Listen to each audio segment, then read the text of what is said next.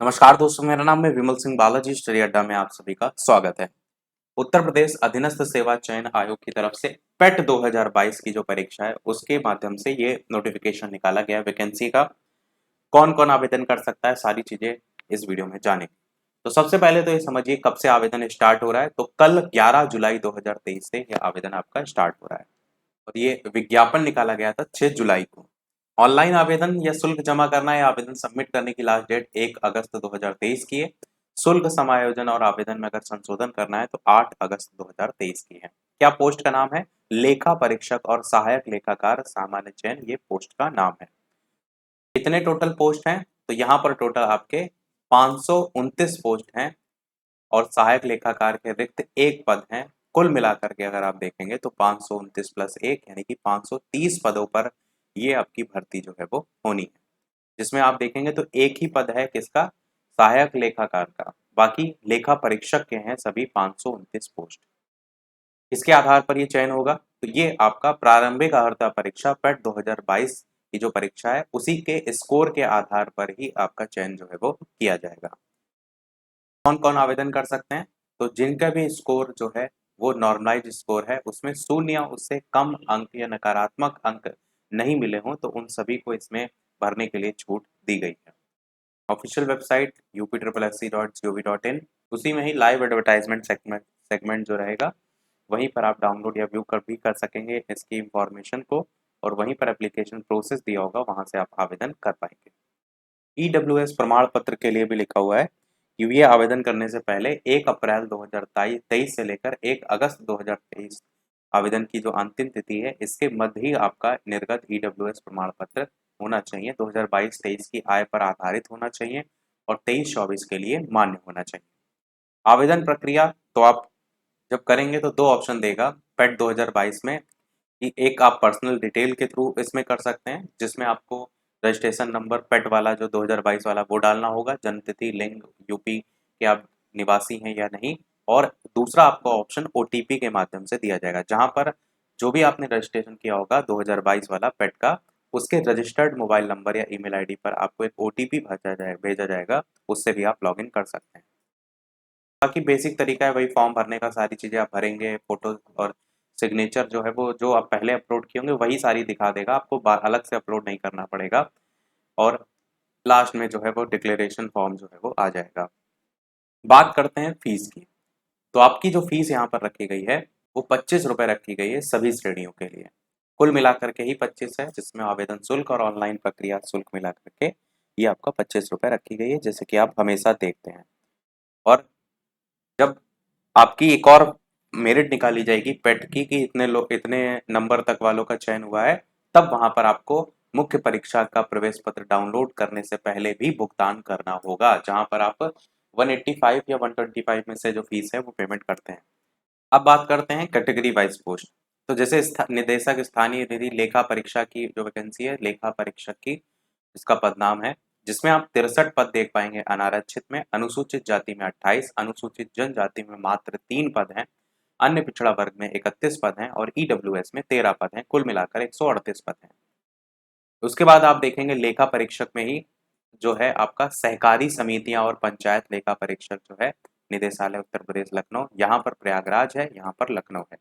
तो जो लखनऊ वाला है उसमें आप देखेंगे तो टोटल 155 वैकेंसी हैं अनारक्षित की, अनुसूचित जाति की 83 पोस्ट हैं, अनुसूचित जनजाति की 7 पोस्ट हैं, अन्य पिछड़ा वर्ग की 107 पोस्ट हैं और ईडब्ल्यूएस की जो है 39 पोस्ट है। इस मिलाकर के 391 आपकी पोस्ट है।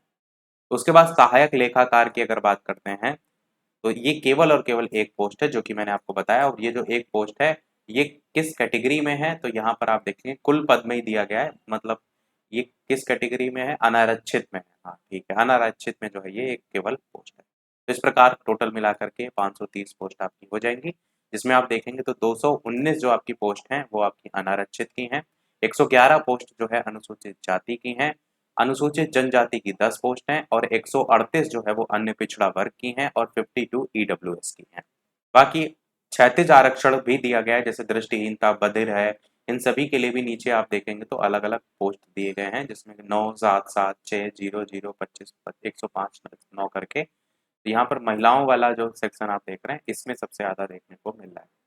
बाकी आपके सभी टोटल यहाँ पर दिए गए हैं। अब बात करते हैं सबसे महत्वपूर्ण, वो है अहर्ता।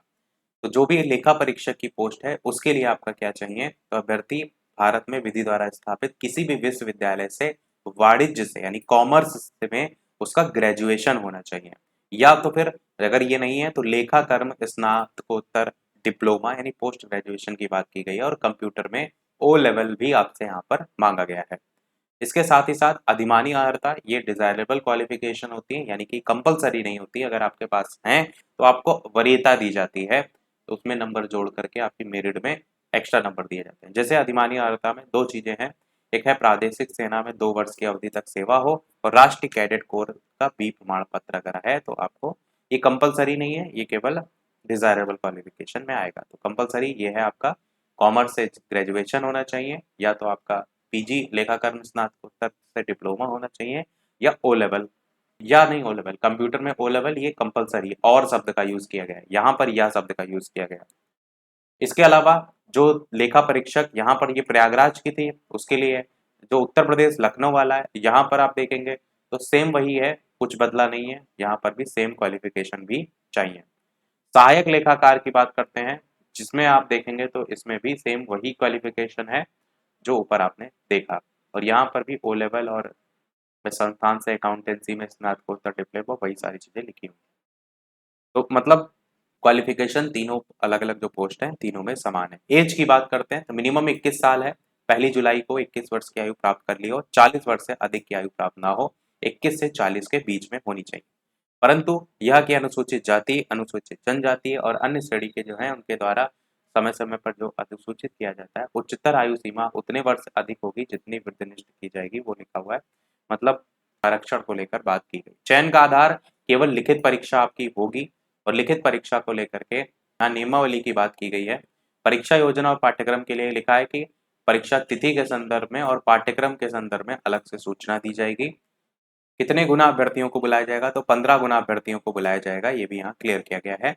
पेट के जो नंबर होंगे उसमें, जो यूपी के नहीं होंगे वो भी भर सकते हैं, परंतु उन्हें आरक्षण का लाभ नहीं मिलेगा। और एक चीज ये भी क्लियर की गई है कि उत्तर प्रदेश के अनुसूचित जाति, अनुसूचित जनजाति या अन्य पिछड़ा वर्ग, इन तीनों में से कोई भी कैटेगरी हो, उनके में आने वाले व्यक्ति के पुत्र या फिर पुत्री या फिर स्वयं उसके परिवार को सामान्यतः यूपी में निवास करने की दशा में ही आरक्षण का लाभ मिलेगा। यही सेम चीज ईडब्ल्यूएस के लिए भी लिखा हुआ है कि जो ईडब्ल्यूएस का सर्टिफिकेट लगाएंगे उनकी वित्तीय वर्ष की आय 8 लाख से कम होनी चाहिए, और 10% आरक्षण को लेकर के बात यहाँ पर की गई है। और अगर आप एक से ज़्यादा जो है आवेदन करते हैं तो लास्ट जो सबमिशन करेंगे वही स्वीकार किया जाएगा। बाकी सबसे नीचे फॉर्मेट दिए गए हैं, जाति प्रमाण पत्र, आय प्रमाण पत्र, निवास प्रमाण पत्र, जो भी आप चाहें वो यहाँ से ऑफिशियल नोटिफिकेशन से डाउनलोड कर पाएंगे। तो सारी चीज़ें हमने बता दी, कोई प्रश्न हो कमेंट में आप पूछ लीजिएगा, वीडियो लाइक शेयर सब्सक्राइब अवश्य कीजिएगा। मिलते हैं अगले अपडेट में, तब तक के लिए नमस्कार, जय हिंद।